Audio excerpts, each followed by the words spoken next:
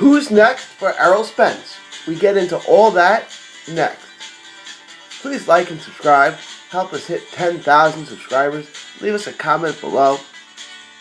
Welcome to another episode of Friday Check Hook. We're going to spend this week's episode on what's going on in the welterweight division, namely Errol "The Truth" Spence Jr.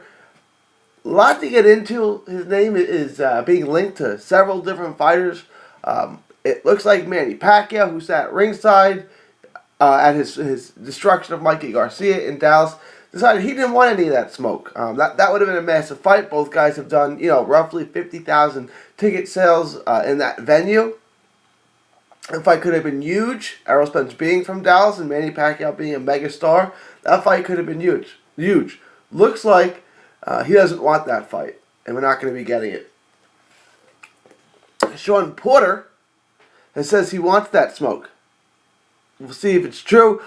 In his post-fight press conference, Errol Spence told us in the media that he wanted the Porter fight. The next thing he knew, Porter was taking his mandatory against Ugas, in which most people think Ugas actually won that fight. But now Porter says he wants Spence, and that he expects that to be his next fight on pay-per-view. Could be. Also, Danny Garcia's name has been mentioned, and that would be horrible. That would be so dumb. Danny Garcia. Danny Garcia has beaten who in the 147-pound division in the last few years?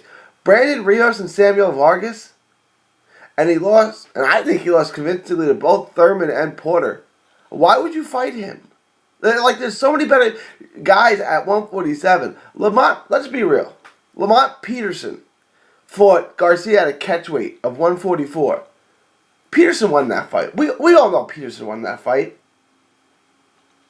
So, look, Peterson just got laid out by Lipinets. Peterson got destroyed by Errol Spence. Who? And again, triangle theories don't, always pan out and this and that. Why doesn't Danny Garcia? I'm not even convinced he's going to beat Granados. He'll probably get a bogus decision over him. But, Danny Garcia has done what at 147? Samuel Vargas? Robert Guerrero? Honestly, Omar Figueroa deserves a shot at the title before Danny Garcia? And I can see that getting me. Adrian Broner. Danny Garcia is to fight Adrian Broner next. Because it would sell to a degree. And both those guys really aren't great at this weight class, to say the least. Sergey Lipinets would beat Danny Garcia. Guys like Ugas. Ugas would destroy Danny Garcia. I don't want to say Ugas beats Danny Garcia. Jamal James beats Danny Garcia. Azimas Kavazlakis beats Danny Garcia. Danny Garcia? Why would that name? He hasn't beaten anyone in this weight class. You can go back down to 140, but Luis Collazo. Danny probably beats Collazo. That's not the point, though. But those are the guys Danny needs to beat someone at this weight class. Anyone. Because he's beaten no one at this weight class. Brandon Rios and Samuel Vargas. Wow. You need to get real names on your resume, kids. At 147. Again, at 140, Danny Garcia was spectacular. One of the great 140-pound champions in the last 10, 20 years. Really. Him, Bud, Hatton, Costa Zoo. I'll put Zab Judah in the mix. Those guys were great at 140. But Danny, just like Hatton, didn't really translate up to 47. It just, for whatever reason, he wasn't any good at the weight class. Or not, I don't know. He wasn't nearly as good. But, Jeff Horn beats Danny Garcia. Bet. Danny Garcia hasn't beaten anyone in this weight class. Oh. So, I don't want that fight too, man. I think that fight's utterly ridiculous. But I wanted to read something here that comes from the Twitter desk of Bob Arum, who's tweeting at Errol Spence Jr. Arum says, Errol Spence Jr. said that he is ready to fight Terrence Crawford. We are ready to do that next. Once Bud is successful against Amir Khan on April 20th, it's what fight fans want. Al, should I call you or will you call me? At Premier Boxing. That's the one. That needs to get made. Look, this debate's not going to end until those two guys face off. I've been calling for this fight since 2017. The fight needs to get made now. It needs to get made now. I mean, Terrence Crawford is, in my estimation, by a hair, the best welterweight in the world, with Errol Spence right behind him. If you want to flip that around, I can't argue with you. But it's the only fight that matters. Now, look, if one of these guys take a unification fight, if Thurman fights Porter, if Spence fights Porter, I ain't mad. I can't get mad at that. You know, in order to be the unified champ of a division, in order to be undisputed champ of a division, you got to beat all the champions. So he's got to go through Porter.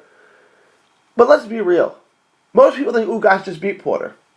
So, what would Errol Spence beating Porter do to elevate his status?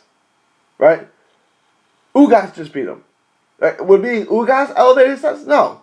We already know who's going to win that fight. It's probably not even that competitive. Errol Spence beats him from the outside, beats him on the inside. I don't want to say it's an easy fight, but it's kind of an easy fight. It's a one-sided fight, we'll say that. So, that fight does nothing for him. You know, Manny Pacquiao, which isn't going to happen. Manny Pacquiao didn't put his name on his list of possible opponents, so that fight's out. But, you know, that makes him money, but there's nothing else. You know, that's a no-win situation for Errol Spence. You know, if he beats him, he beats up a 40-year-old. If he loses to him, he lost to a 40-year-old. Right? It's just not good. It's a lose-lose. The only name that matters is Terrence Crawford. Those are the two best guys in the division. And no one's number 3. Number 3 is irrelevant. Right? Those guys aren't even close. It's a 2-dog race. And Pacquiao is number 3, and he's a ways back, and he would lose convincingly to both those guys. Crawford Spence is the best fight in boxing. It's the best fight that can be made. Period. It's the best fight that can be made in the sport of boxing. Let's make it. Aaron wants to make it. Errol Spence wants it. Terrence Crawford wants it. Let's make it. Why am I thoroughly convinced that this has roughly a 0% chance of happening?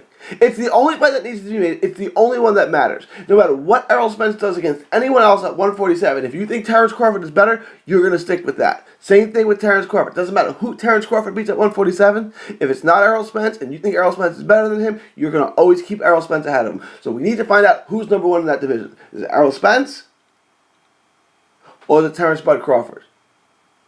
I tell you what, it's really close. It is really close. You know, before the Mikey Garcia fight, I would have thoroughly said, it's a great fight. It's still the best fight in boxing.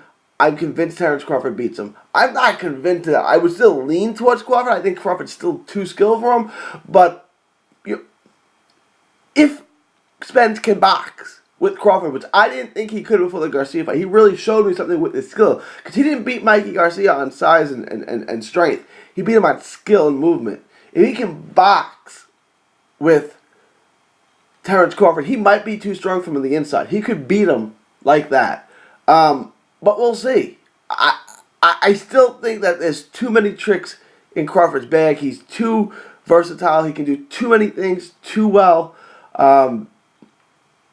He can go to the southpaw stance, which I think is going to be huge for him in nullifying a lot of what Spence does. But that's the only fight that matters. Look, if you think Terrence Crawford is number 1, and you think Errol Spence is number 2, and Errol Spence beats Sean Porter, he's still number 2. If he beats Manny Pacquiao, he's still number 2. If he beats Danny Garcia, he's still number 2. And if you think Errol Spence is 1, if Terrence Crawford beats Amir Khan, he's still number 2. So it doesn't matter. There's 1 and 2, and there's no number. This ain't the heavyweight division with his Fury. You know, where it's Joshua Wilder and Fury. And we don't, there's a 3-dog race, so let any 2 of them fight. There's 2 guys in the 147 division that have a chance. There's only 1 guy that can beat Terrence Crawford. That's Errol Spence. There's only 1 guy that can beat Errol Spence. Could, not saying would, saying could beat Errol Spence. Of all the guys at 147, there's precisely 1 guy who might have what it takes to beat Errol Spence, Terrence Crawford. There's one guy who might have what it takes to beat Terrence Crawford. That's Errol Spence. So let's just make it happen. There's nothing else to see here. There's nothing else to see. Terrence Crawford fighting Danny Garcia, which could happen next, is useless. Errol Spence fighting Sean Porter is useless. It gets him a belt, but so what? Right? We all know those are the two best guys. Porter's belt means nothing. Does anyone in the sound of my voice think that Porter would have any chance against either Spence or Crawford? Of course not. He gets blown out by both of them. But let's be real. So what do we need to do to make this fight? Do you guys think Aaron's being serious? Do you think Al would make this fight? Look, I think Bob wants to make the fight because he has nothing else to offer him. You can offer him Kavas-Lakis. Kavas-Lakis is better than Danny Garcia. But that fight, it has no appeal. We know who wins it, and Kavas-Lakis isn't a name. So, Aaron's got nothing else. I think Aaron totally makes this fight. I think Aaron makes it because he's confident Bud wins, and he's got nothing else. Does Al make it? Al's got other big names that he can throw at Spence. Does he want to do this? Crawford didn't. Spence didn't seem like he was. That he had to have this fight. He seemed like whatever. At the press conference, he's going to sit there and call people out.